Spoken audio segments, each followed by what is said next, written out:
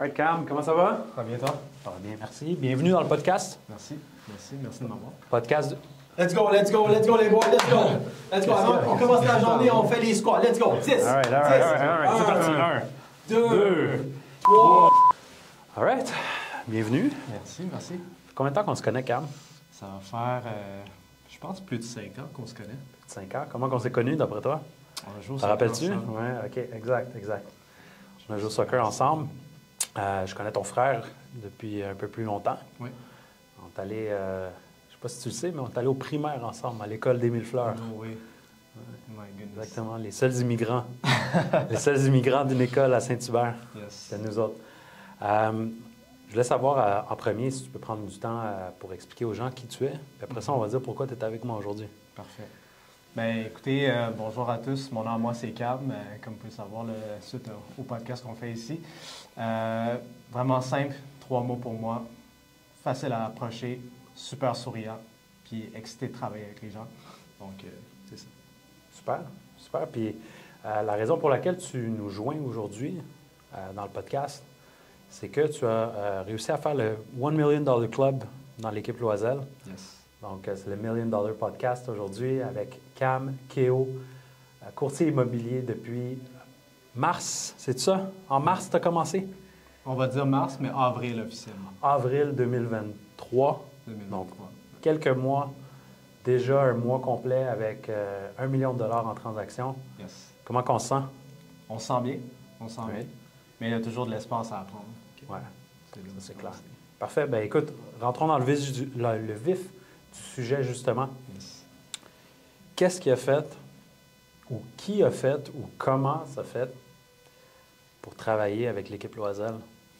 Bien, c'est drôle parce que pour commencer au début, là, on joue au soccer ensemble. Ouais. Puis moi, en fait, comment j'ai interprété ça, c'est quand j'ai vu Jean-Philippe arriver au match de soccer avec sa belle petite Porsche noire. Je me suis posé la question, j'ai dit, qu'est-ce que cet homme-là fait et je veux devenir comme lui. Fait que c'est ça qui m'a apporté à ici aujourd'hui. Ça a pris beaucoup de temps avant que je fasse le jump parce qu'on parle de 5 ans, puis je parle de... Puis là, tu viens de commencer, avril 2023. C'est ça. Fait que ça serait en 2018 à peu près que tu aurais vu JP, puis en 2023, là, tu as vraiment concrétisé ton rêve, c'est ça? Exact, oui. All right. Ouais. OK, excellent. Puis là, ça fait plus que depuis avril 2023 que tu es avec nous autres. Tu as joint l'équipe aussi en administration avant de commencer comme courtier immobilier. Comment tu as trouvé ton expérience dans l'administration de l'équipe? C'était vraiment la meilleure école que je pourrais mentionner. Parce que vraiment, quand vous commencez dès le début, surtout dans une nouvelle business comme ça, quand on n'y connaît rien, vraiment d'apprendre des meilleurs, puis de pouvoir se permettre, en fait, de savoir comment que une personne se démarque d'une à l'autre, ça m'a vraiment permis justement de m'avancer puis de me rendre jusqu'à la position que je suis aujourd'hui. Ouais. Comme que je disais avec quelqu'un d'autre, ça rend ta peau un peu plus épaisse. Exact. Hein, de travailler en administration, c'est pas toujours des moments très faciles. Ben, de toute façon, je crois que l'immobilier n'est pas toujours des moments très faciles, à moins que je me trompe. Non, c'est ça. Oui, parfait. Surtout, puis si je peux rajouter un mot là-dessus, Vas-y. il y a beaucoup justement de gens qui me disent comment c'est le marché immobilier, puis tu trouves pas ça difficile. Vu que c'est ma première année, je vois pas ça étant quelque chose de difficile. Fait que je suis excité en fait là, à la prochaine étape, puis de savoir justement comment ça va être dans un marché qui va être considéré plus facile. All right, donc c'est le 4e podcast avec Cam. Je voulais savoir, en fait, 4e podcast, ça veut dire que tu es la 4e personne qui a rejoint le $1 Million Club avec nous autres. Mais comment tu as fait pour rejoindre le $1 Million Club? Tu viens de commencer en avril 2023. Honnêtement, mes années d'expérience dans l'équipe, dans l'administration, m'a permis justement de me rendre, à la première étape qui était de courtier, et deuxièmement, c'était de m'entourer de champions. Fait que ma mère, en fait, m'a toujours dit, tu es la moyenne des 5 personnes alentour de toi. Puis je suis vraiment chanceux d'avoir Sam, JP, Vincent, Chrissy, Myriam, vraiment toute l'expérience de l'équipe qui me permet justement là, de me promouvoir. Et en connaissant en fait des gens qui ont réussi avant moi, ça facilite justement la transition. Puis vraiment, c'est ça qui m'a permis justement d'être à ce que je suis. Félicitations en tout cas, puis continue dans ta belle lancée. Merci. Je pense que tu es promu à c'est prévu que tu aies une très, très belle carrière dans l'immobilier.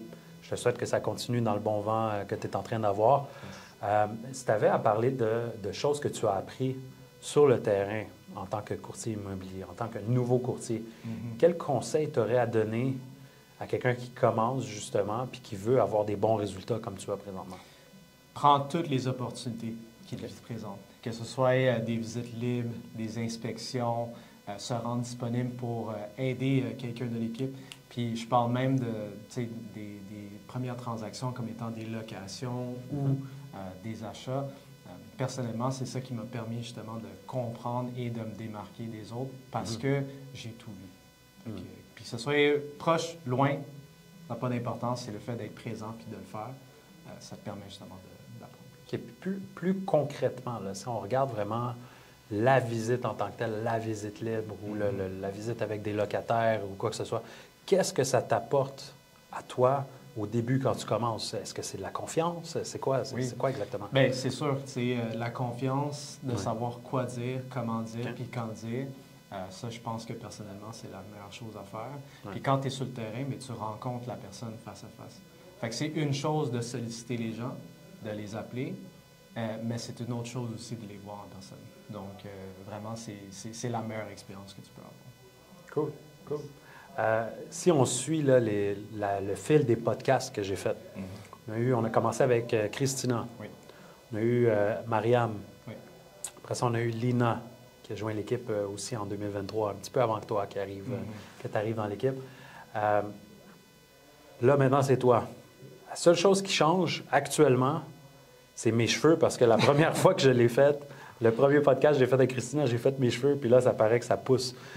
Mais pour toi, dans le dernier mois, tu as réussi à atteindre le $1 Million Club. Ouais. C'est quoi qui a fait que ce mois-là, tu as réussi le $1 Million Club? Qu'est-ce que tu as fait avant? Parce qu'on s'entend que l'immobilier, c'est des actions que tu as prises avant qui font que tu vas arriver à un bon résultat. Ouais. Qu'est-ce que tu as pris comme action concrète avant? Bien, en fait, c'était de suivre mon game plan. Fait que de voir, en fait, là, tous les jours, qu'est-ce que j'allais faire. La première chose que je faisais, c'est bien sûr de faire des exercices pour me renforcer dans la journée. Et ensuite de ça, bien, ça, c'est de passer à l'action. Donc, que ce soit faire mes appels, faire de la sollicitation, mes prospections avec les clients, et faire les suivis, justement, avec les clients qu'on avait parlé 2, 3, 4 mois avant, qui veulent prendre action maintenant. C'est ça qui a fait en sorte que j'ai été capable d'atteindre mon objectif du mois dernier. OK, cool. Puis, j'imagine que tu as travaillé sur certains aspects depuis que tu as commencé. Tu n'étais peut-être pas aussi bon dans tous les aspects que tu as pu travailler dans ton début de carrière. Selon toi, c'était quoi l'aspect qui t'a donné le plus de difficultés? Donc, qu'est-ce qui a été le plus difficile pour moi? C'était vraiment de travailler avec des gens qui n'étaient pas... C'était pas leur premier achat. C'était vraiment le deuxième ou même les investisseurs. Puis, grâce en fait à l'expérience que j'ai acquis avec l'équipe, puis que j'ai mon collègue Vincent là, qui est venu faire l'entraînement avec nous tantôt, toutes mes questions en relation, qui avaient en lien en fait là, avec des gens comme ça, m'a permis en fait d'être aussi à me préparer, à savoir comment les faire face. Fait que Vincent m'a vraiment permis de me guider, de savoir comment traiter en fait là, les questions, les oppositions, en fait, là, de comment les clients se sentent, puis de pouvoir ultimement les rassurer à passer à travers la transaction, puis vraiment d'avoir une belle transaction conclue. All right, cool. Moi, je me rappelle de 2 transactions, en tout cas, que c'est des clients avec qui on faisait affaire, qui ont dealé avec toi aussi pour le côté achat. Les 2 m'ont dit qu'ils ont eu un très, très bon service, qu'ils étaient très contents, puis que tu allais toujours above and beyond. Yes. Est-ce que c'est quelque chose que tu donnerais comme conseil aux gens d'aller above and beyond? Pourquoi aller above and beyond pour nos clients? Bien, moi, c'est de savoir vraiment la satisfaction à la fin. Je trouve que, tu sais, mes clients, en fait, c'est pas des gens que je vois comme étant juste des chiffres ou des gens. C'est des gens qui me permettent, justement, qui ont donné l'ultime confiance en moi de faire la plus grande transaction immobilière peut-être de leur vie. Puis, de savoir qu'on garde toujours une interaction. J'ai encore des clients qui m'envoient des photos de leur nouvelle maison, toutes les rénovations qu'ils fassent. Puis, tu sais, justement, d'avoir laissé cette empreinte-là avec eux, bien, des fois, ça prend justement le temps de pouvoir le donner à d'autres personnes aussi. Fait que, une belle approche pour moi. Ça. Cool. Récemment, tu as emménagé? Oui. Emménagé où? À l'île des Sœurs. à l'île des Sœurs. Gros move. Oui. Parti de papa-maman. Papa-maman, exactement. Passé une bonne, je dirais une bonne trentaine d'années là, chez papa-maman. Ah, c'est correct. Mais regarde, c'était vraiment un changement que j'avais besoin. Ouais. D'être proche au bureau, proche des gens, puis de vraiment juste sortir de ma bulle de confort. Fait que c'est une belle expérience, puis je l'adore. Je le regrette pas. Si tu peux résumer en 5 points aujourd'hui, qu'est-ce que tu fais dans ta journée qui fait qu'à la fin de ta journée, tu te dis « OK, c'est beau, j'ai eu une journée satisfaisante aujourd'hui. » Donc, c'est quoi les 5 choses que tu ferais dans une journée étant courtier immobilier pour avoir du succès? Bien, c'est sûr que, tu sais, c'est de commencer avec la première chose. Get on your call. Wake up, get on your call. Early worm gets the... early bird? Early bird gets the worm. Ouais, fait que, non, c'est ça. Fait que c'est de commencer la journée en force, d'aller chercher, en fait, le plus de gens possible, de communiquer avec le plus de personnes de contact. Par la suite de ça, mais c'est de faire les suivis, de traiter, en fait, là, les courriels, de voir les gens. Puis, tu sais, c'est de faire les visites, faire les suivis, puis conclure les rendez-vous. Pour moi, une journée satisfaisante, c'est quand j'ai plusieurs rendez-vous, puis que je sais qu'est-ce que je fais, au lieu de juste m'asseoir puis de penser à rien. All right. Cool. Sur ce, on va se laisser sur des petites affaires quand même drôles. Ben, peut-être pas drôles, mais en tout cas, la première des choses qui est moins drôle, mais qui est très importante pour l'équipe, en tout cas, c'est très important d'avoir une équipe multiculturelle. Dans notre équipe, on parle 12 langues, donc on est capable de aider les gens dans leur langue qui sont la plus confortable, que ce soit le français, l'anglais, mais 10 langues supplémentaires. Donc, on est une ville multiculturelle. On a aussi une équipe multiculturelle. Cam, quelle langue est-ce que tu parles? Je parle laotien. Laotien. Donc, moi, je me rappelle que vous m'avez appris un mot en laotien ou une chose à dire en laotien qui est « Koyak Chao ».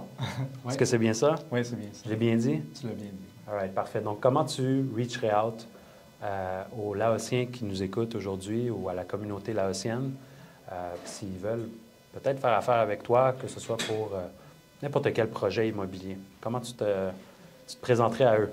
Fait que juste le dire en laotien. There you go. Parfait. Bien, pour commencer, ขอบใจเบิร์ดทุกคนให้ฟังมื้อนี้เรื่องธุรกิจกับขายเฮือนอันนี้เรามีโอกาสลงนำกันลงกับเก็บดอกขายเฮือนเซาเฮือนและคันอยากทำอย่างมีธรรมธรรมขน่อยเด้อขอบใจ All right. Yes. Je suis d'accord avec ce qu'il vient de dire. Vous l'appelez. All right? C'est Yes, bon? sir.